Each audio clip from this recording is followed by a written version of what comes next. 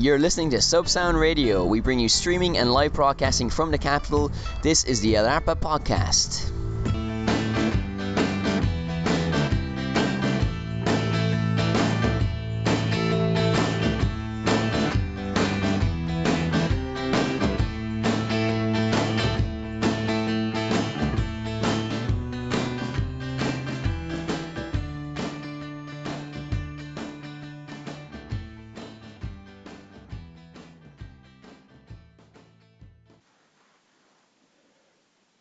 Happy Podcast Week, listeners. Ooh. Yes, this is the podcast of Alarpa. Mary, how are you doing? I was very well before. I'm a bit scared now. That was the effect. Happy Halloween. The Happy Eve Halloween. of Hallows. Yes, hija sana. Iasana, which you've spoken about before. As I've mentioned to you before, and probably on this podcast, we've done so many. Gosh, I can't remember everything that we've spoken about, but I'm pretty sure we could have mentioned that how Iasana Halloween is a Celtic/Irish celebration, while St. Patrick's Day is conversely an American one, even though in popular culture people believe vice versa. So we're here to correct ignorance one listener at a time, and it really is one listener at a time. So, full stop. So, Mammy Maria, thank you very much for listening, even though you don't speak English. Muchas gracias, Mami. So this is the Halloween podcast. I don't think we've ever done a festive themed podcast before centered around this sauna, no? Only Christmas. No. Only Christmas. No. No. No, we haven't. No, because we think it's a bit silly, but actually this year we want to do one because there's actually some historical, interesting cultural things to talk about to do with Ireland. Yeah, well, that we're going to mention briefly in the introduction. We're not actually talking about that in today's podcast, but it is worth a mention, I guess. Of course, All Saints Day is November 1st, which is Wednesday, which is a bank holiday here in Spain. I imagine in other countries as well. Also Ireland. Halloween is the biggest celebration in America. It's like the only time of year where they have consecutive days off. Even Christmas, like they could be working on St. Stephen's Day, known in the UK as Boxing Day. Or in Spain as Nothing. Because you have your Christmas on the 6th of January anyway. So I don't know, Halloween is something that I never really, it has become very Americanized, obviously everybody knows that, but even I've noticed in Spain over the last 5 years, obviously most countries just take all these festivals like Diwali or whatever because it's just an excuse for a party, and it's just like, let's just celebrate this no matter where we are, no? I'm sure you can find St. Patrick's Day in downtown Basra, March 17th. But I have noticed like the costumes were very gothic when I first came here like 6 years ago. But now I think they're reflecting how Halloween is celebrated in America and in Ireland as well, kind of in English-speaking countries, where the costumes are just could be anything: TV characters, movie characters, pop culture references, politicians, that more kind like of thing. carnival. More like carnival, exactly. So I think, so now it's basically more or less, I don't know if trick-or-treating, your nephews, are they going to go door to door?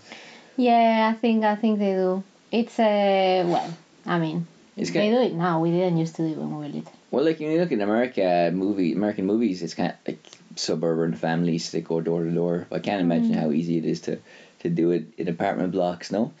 Well, it's actually a pain in the backside, but anyway, it's easier to just like ignore them because they just ring all the doorbells and you already know that they're coming. And they throw eggs if you don't give them anything decent. Yeah, but here it's not like a tradition, so like, Well, you're not supposed to like have the sweets or anything for them. It's turning into one though, isn't it? Well, it depends. No, I don't think so. You've never gone trick-or-treating? No, of course not. Like, that's not something that we would do. Well, I wanted to beat the competition, so I went trick-or-treating on the 31st of September, which is a full month before Halloween. But nobody was actually ready, so I thought I was going to be ahead of the posse. Didn't work out that way. But fun fact, right? This year, Mike Myers Halloween masks have sold out. Do you know why? No. Because there's a British director called Edgar Wright, who's of Shaun of the Dead, Hot Fuzz fame, who directed a movie called Baby Driver. And in that movie, they're bank robbers, and they want to get Michael Myers masks from the Halloween franchise, but one of the guys actually just buys Mike Myers Austin Power masks, and that's like a really funny scene. Actually, that's the only one I know. What other Mike Myers? From the Halloween series. Oh, really? Yeah, from the movies, but that was kind of before our generation. So yeah, I was kind of wondering like why they were. But even though it's quite big in the cultural kind of lexicon, and the director actually like contacted the company responsible for Austin Powers. Look, this tested really well in the trailer, in the screenings, the test audiences and everything. I think you're going to like sell a lot of these masks. And actually, yes, they've sold out of those masks, but on Amazon for $2 or £2 or we whatever. Should have got in. Well, you get Fat Bastard masks for $2 or €2 or £2 off Amazon. So put it on our website. No, it's okay. Well, actually, in Spain, I don't think people will be wearing micro. Actually, I don't know what's going to happen in this crazy country. Maybe. The spectre of Catalan nationalism. That's a scary thing. Is Halloween. Well, I've heard there are put them on outfits selling out. Oh, really? Yeah. What, in a black and white striped prisoner uniform? Well, I don't know. Well, it's kind of like an easy costume to make. Well, it's an obvious one, really, as well. Just a suit and messy hair. Well, I read today a Spanish prosecutor wants to give them treason charges, more or less. No. Yes, they've already done. Yeah. So, what does treason mean in the modern world, anyway? Treason, rebellion. Well, I know what it means. No, I'm saying these are like the things that they charge them for. I don't know what the difference is between treason and rebellion. But. Speaking of treason, over in America, the US of A, where Halloween was born.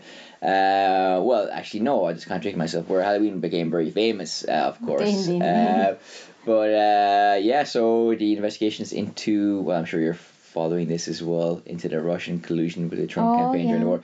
The first arrests are imminent, and one of the politicians in question has turned himself in, which has led to Trump reacting very angrily on Twitter. So in some ways, just another day in the Oval Office. So, but this is not what our focus of our podcast is. But actually, speaking of Halloween, the masks though, and the costumes and trick or treat is an American invention, because as you can imagine, because Ihasan was a Celtic thing. About the portal between our world and the other world being weakest, and well, actually no, you did wear masks to scare them back into the other world. So the masks were part of the original celebration, but became more kind of Americanized, I guess, because you had gangs of youths and kids kind of going around threatening people if they didn't give them like sweets. So they were kind of little thugs, kind of petty crime. But from that delinquent tradition, we have a fun situation now where trick or treating happens. But this has been a very meandrous part one. So we're going to take a break here, a pause here, and we'll be back with the pause with the part two.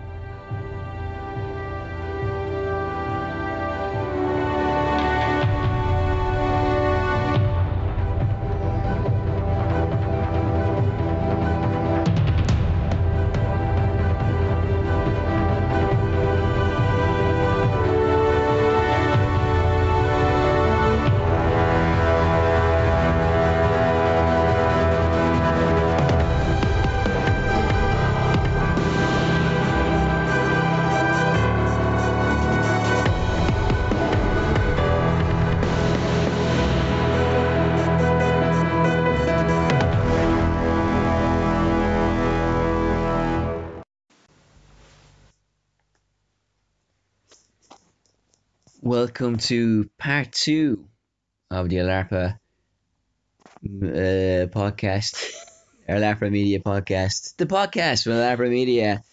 Business cards have come in. We have a pen each, and you have a big fat bumper sticker on a big fat arse end of your car, promoting our wares and stuff everywhere. But we do digress because this part is for story time.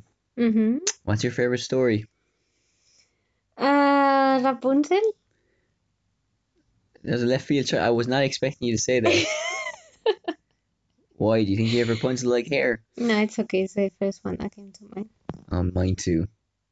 Yeah, Goldilocks. So, this is because we are in the midst of Samhain, and autumn and Halloween is here more or less. We're still in the window period for Halloween. 4 days either side of it. That's okay. We can still talk about it. This has been recorded a couple of days after Halloween. Part 1 and Part 3 were recorded before Halloween. but then we had an audio snafu because Slight the technical problems. well, yeah, basically because the Opinion podcast is no more. It's dead now, which is unfortunate because it was very accessible, Yeah. very fantastic, and very easy to use podcast app, and it will be sorely missed. So we are in limbo, which is not an editing app. I mean, in the Christian sense of limbo, Okay. until we find a new When podcasting the home. baby stay. With the baby stay, if they're not baptized.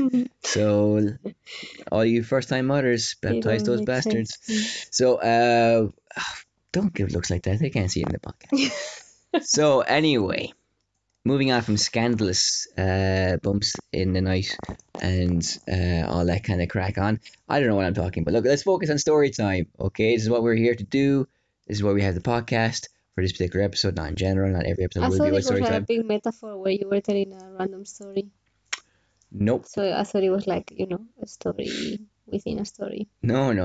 It was just my Irish Catholic. I was giving you the benefit of the doubt, Oh, you shouldn't do making that. you sound very clever. You No. could have said yes. It's too late for that, unfortunately. I'm just a small-minded bigot and person who judges others for not following strict uh,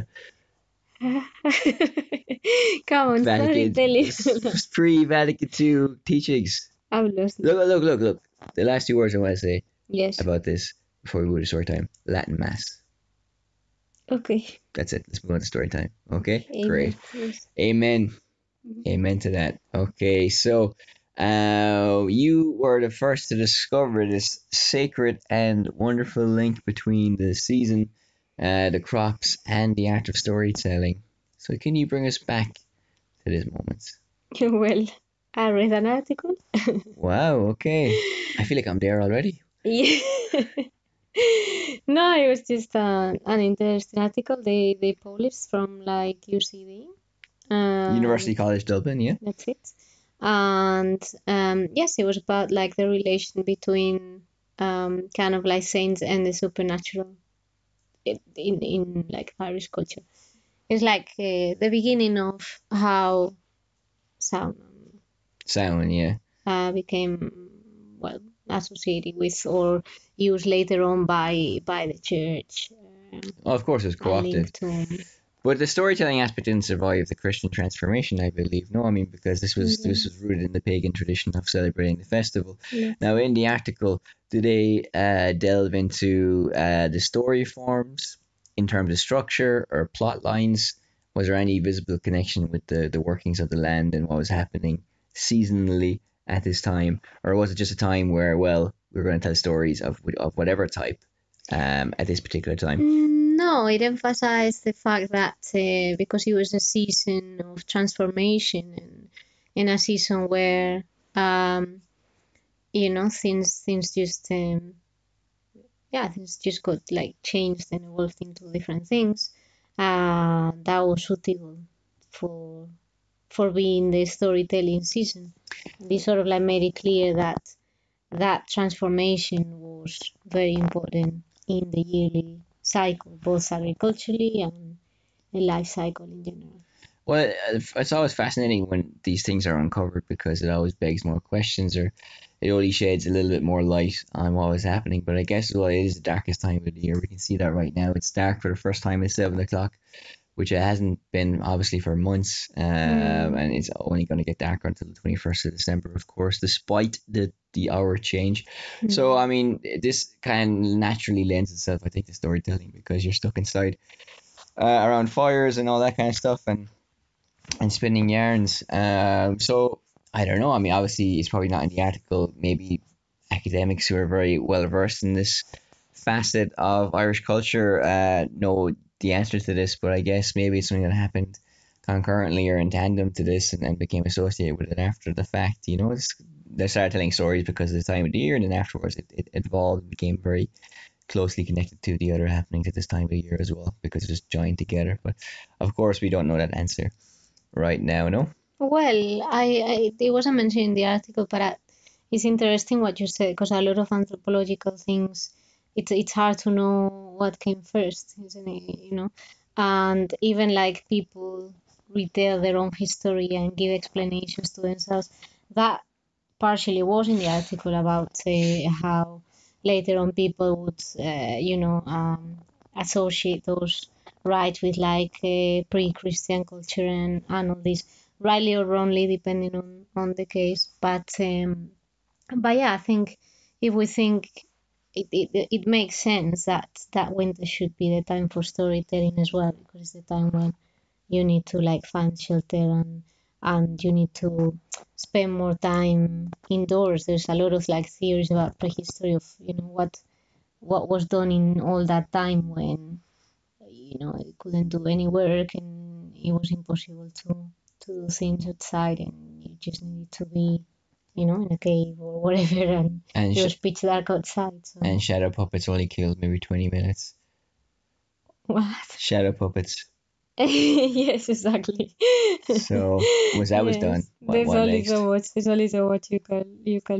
Well, it's kind of fascinating as well because probably the agricultural practices didn't really change year on year. They're growing the same crops and doing the same things, but the stories themselves, because they were more than likely an oral tradition, were the things that were growing the most every year. Really. I mean, in a literal sense, obviously the crops in the field were, but they're being sown and reaped or whatever or harvested in the same way. But the stories were more organic than the organic material. So I just wanted to point that What a out. nice metaphor.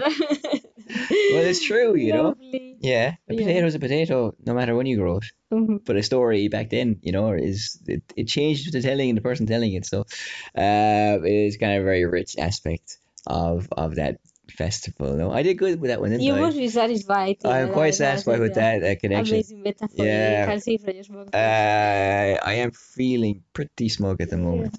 But so yeah, obviously we're gonna sound is going to end. Halloween is already over. 2 days now past the Halloween date, but we are going to continue for this season, marking story time with the Alarpa podcast, maybe a few articles as well, and also a couple of Mhm. videos. And in all our media arms, we're going to be looking at this in more detail. So we have a jumping off point, which is going to be The children of Lear. Children of Lear, exactly. It was a toss up between a Spanish beginning or an Irish beginning, because you couldn't find a story. We said we'd start with the Children of Lear, which is a fascinating story because, again, with most mythological stories, I guess, in the European canon, but also in the Irish one, you can see very clearly where the Christian ones have, well, all the Christian influences on it as a story has evolved. When doing the research for this, I never knew how old it was as a story and how it actually goes back even to the age of the Tooth of Dawn and the very early days of Irish recorded history, in the sense of, well, I mean, the mythological framework of how the country was born. Not, I mean, it's written by Christian monks Mhm. centuries after the fact, but its mythology, the Tuna Dawn weren't obviously a real race or anything like that, but it dates far back in the Irish memory, Mhm. and the Irish identity springing from that. We've spoken about the Tuna Dawn before, because they were the crowd that interacted with the Spanish, and the Spanish who came over who were attracted by a great light in the sea and came over and eventually colonized and settled in the lands, and that's what happened in real life as well. But in this story, Tuna Dawn gave to King Lear, L-I-R, not the Shakespearean version of the spelling, a woman who he married. He was madly in love with her, had 3 kids, 4 kids, and then she died. They're all heartbroken. And then Tuna Dawn, well, they originally gave the wife to him because he wasn't made a king in a big sense. And when that first wife died, they gave her the sister, Aoife, who was a tundran clown wagon of a woman. It's Sister with capital S. I wouldn't mind mansplaining to her. I'll tell you that. It's anyway. So she turned the 4 kids into swans because she was jealous of the bond they had with her father. And now, in different versions of the stories, different things happen. In the Christian version, they could only return to human form when they heard the chime of a Christian bell. Mhm. And this is what happened in the Christian version. And then a monk found them as very old people because I think they spent 900 years as swans. and then they died on the spot. He buried them in the same grave, and then later that night, that monk had a dream where they were floating to heaven as swans, and he knew they were going to go back to their parents, for example. Now, this is where your Egyptology aspect comes in. Yes, they're waving to him, bye. On the up now. The only way is up. Anyway, yes, it's a classic hit from the 80s. So anyway, right, Mm-hmm. Egyptologists. By the way, do you see the thing in the paper about the great void found under one of the pyramids, or what? Oh yeah, well, it's not under. It's It's over. kind of like above the Like, previous chamber. oh, really? Yeah. Well, what's that about? I have no idea. Neither do I. Okay, well, moving Yes. swiftly on then. The Egyptologist in this podcast, which is you. Um, So swans. What the fuckity fuck? What's the deal with swans?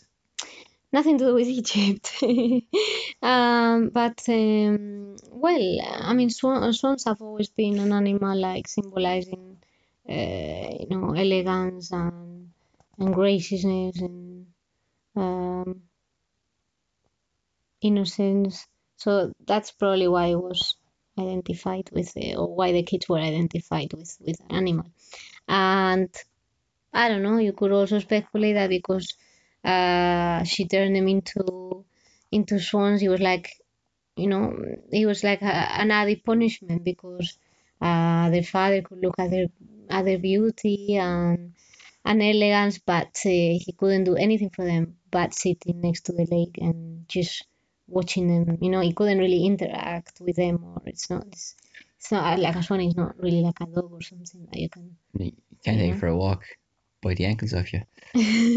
Exactly. Yes, they're vicious, really, And well, also, out of water. well, you mentioned it as well the other day in the recording that has been in the bin now, that the swans also couldn't really fly away. So, I Yeah, mean, exactly. Defenseless, no? defenseless. Defenseless. And in Egyptian mythology, a lot of animal transformations, big punishments. But in this culture, they maintain a lot of human characteristics, no? Yes, well, there's a lot of views. There's even like there's a big story, long story called the satire of the jobs, basically. That it just gives different jobs, different animals. So it characterizes every kind of like the scribe or the superintendent or each one of them as a different animal and gives them kind of like those animals characteristics. So it's like a zodiac thing, not obviously a zodiac thing, but in the sense of like, well, if you're a goat, you're a stubborn fuck, and if you are Yeah, it's more satire. It's like it makes them. satire, Yeah. yeah, I know the word, but I mean, were they doing satirically? Yes, the Yeah. idea is like to make them look stupid or.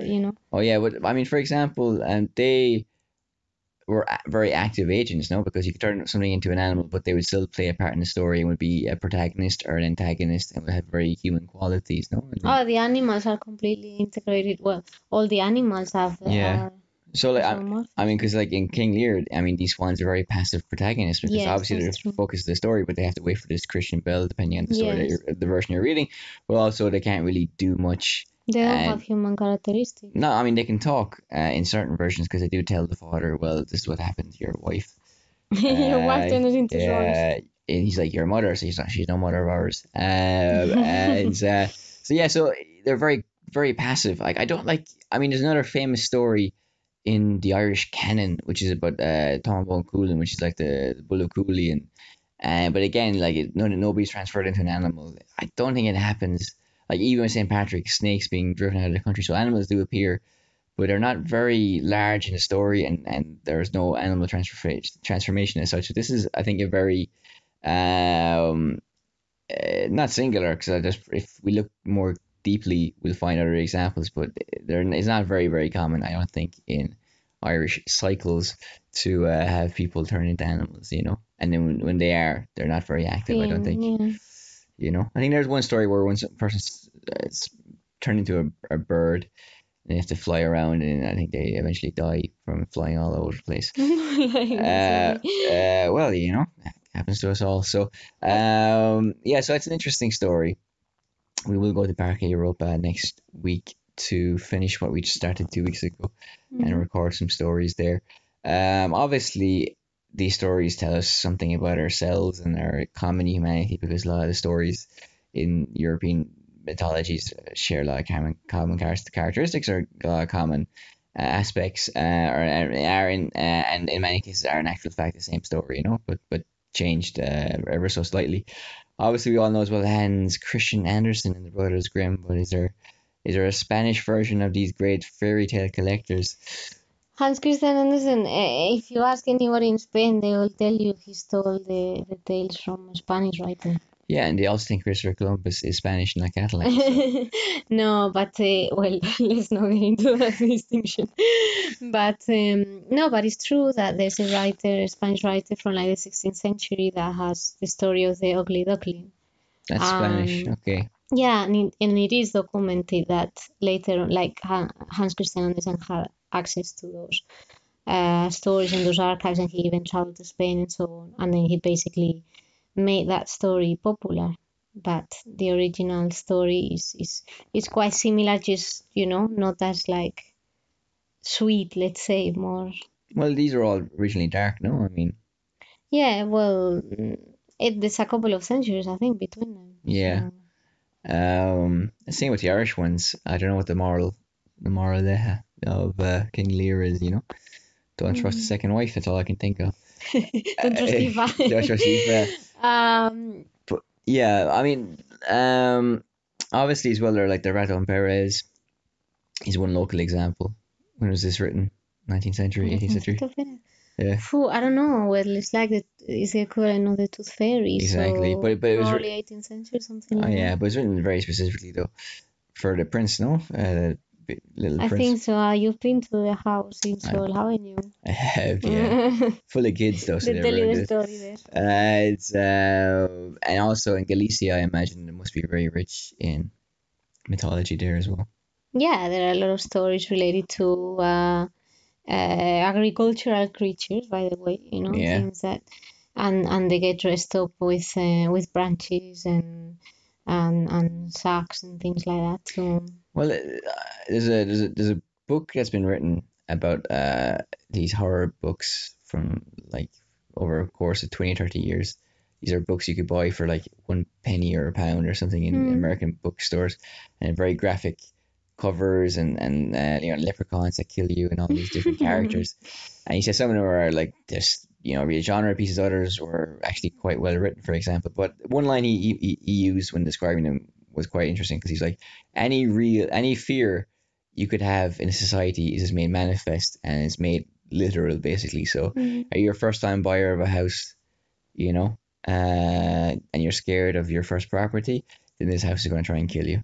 So it's like these kind of fears that are rooted in kind of common feelings, but then made into something quite literal. That the house is actively trying to kill you, for example. So, these are kind of Okay, that's interesting. these kind of dime store pulp novels. They're kind of you wouldn't give them a second glance most of the time. Hmm. Nobody would think they're high art or literature, for example. But Yeah. again, if as you said, if these stories are about agricultural things, are they're real fears or base fears made literal by the stories.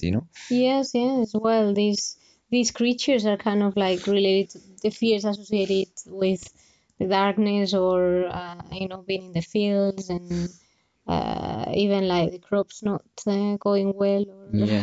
things like that. Yeah, because I guess it is confusing, if you grow crops one year and another year it doesn't grow. Yeah, there Like are a lot what's of happened? explanations Yeah, of and a lot of like actors come into play that could have potentially harmed the harvest. yeah.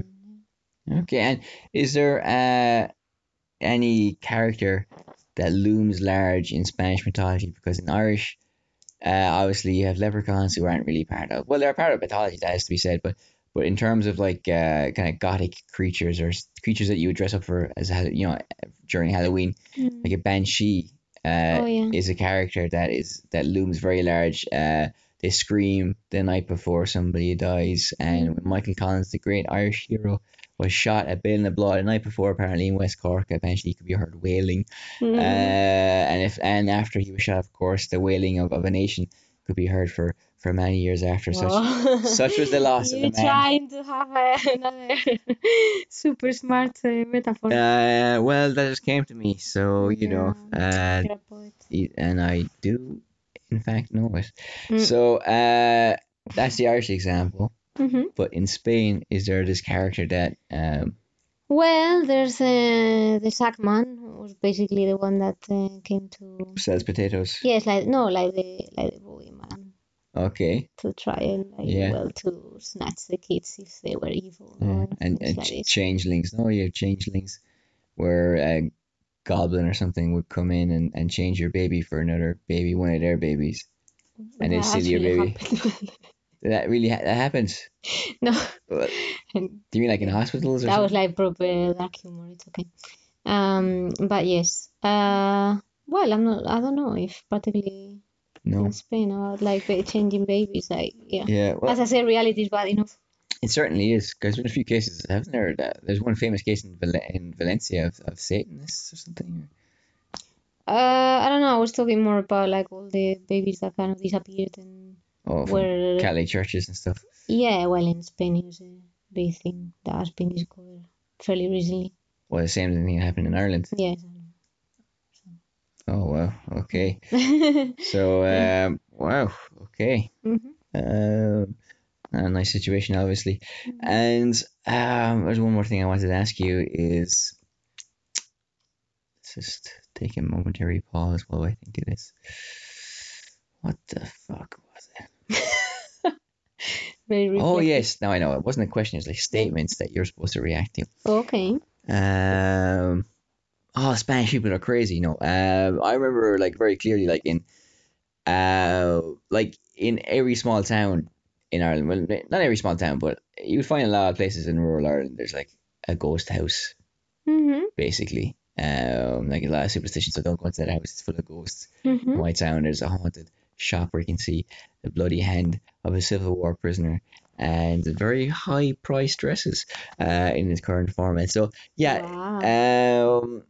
I mean, in Spanish pueblos, this is a big kind of thing as well. Don't go to Rodrigo Casera's house because he was murdered in 1944 and Oh, he there are a still lot walks of like, around. yes, there are a lot of stories, even in Madrid, and stories that go back to the 17th or the 18th century.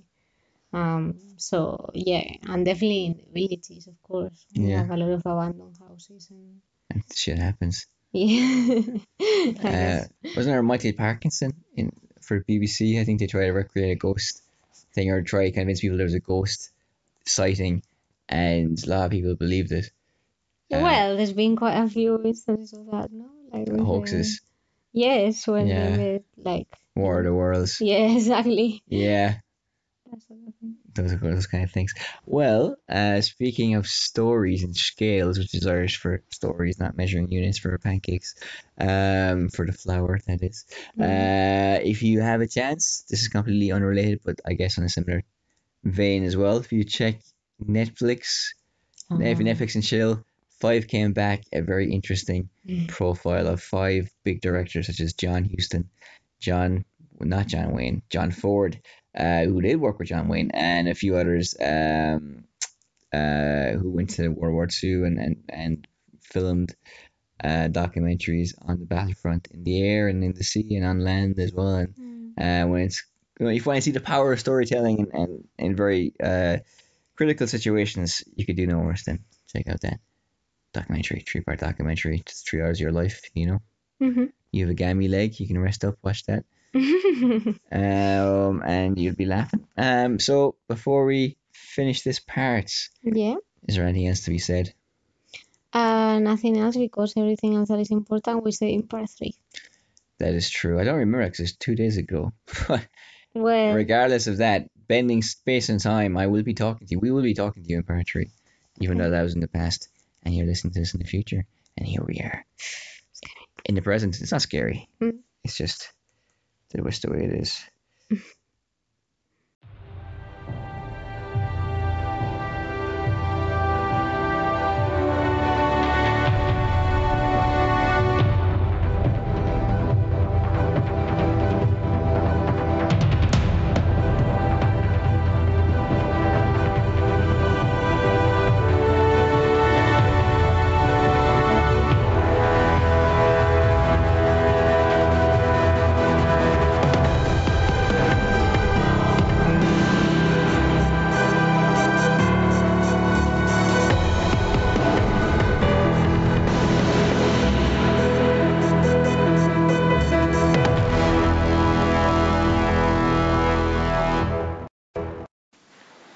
Thank you for listening to part 1 and part 2, and thank you for listening to part 3. This has been the Halloween special podcast, which didn't really mention Halloween, but did delve into other aspects of Irish culture and mythology, which predates Christianity, like Halloween does, Ihasan does, and also shows how it was changed by Christianity, which in effect Halloween was as well, with the introduction of All Saints' Day as well. So also a day where you can listen to the hits of All Saints, that English pop band, which I do recommend. So, well, this is us for another edition of the Alarpa podcast, which is the last one of the October sessions, DJ Barry. Yeah, no. So, anything planned for November? For us, well, continuing our podcast series. Well, exactly. Well, we're actually, well, you can divulge a little more about our fantastic tour, which is gaining a lot of speed now, no? Yes, well, we'll be yeah, we'll be starting the tour of the old shops that we've mentioned in the past Exactly. around Lavapiés, and something else that we made is being shown somewhere. Oh, with trees and stuff, the twigs. No? Oh, the play. Oh, sorry. I had no idea what you were at about there. Yeah, the play is in Cork, yeah. So you gave the basic idea, but I added all the elements. It's made into a work of art. So yes, the play is being performed by us in Cork. So if you happen to be Cork, which you probably aren't, you're probably not there. But if you are, go check it out. I can't even remember what it's called though. The play. Yeah. Al cielo. Oh, that makes sense. Now it's all coming back to me. I can't believe it. I remember all of it except the title. Yeah, okay. Yeah, so it's been pretty productive. Anyway, I got to work on my sexy nurse costume for tomorrow night's Halloween party. So we gotta wrap it up now, I think. Yes, there's a lot of work to do. You're listening to Subsound Radio. We bring you streaming and live broadcasting from the capital. This is the Alarpa Podcast.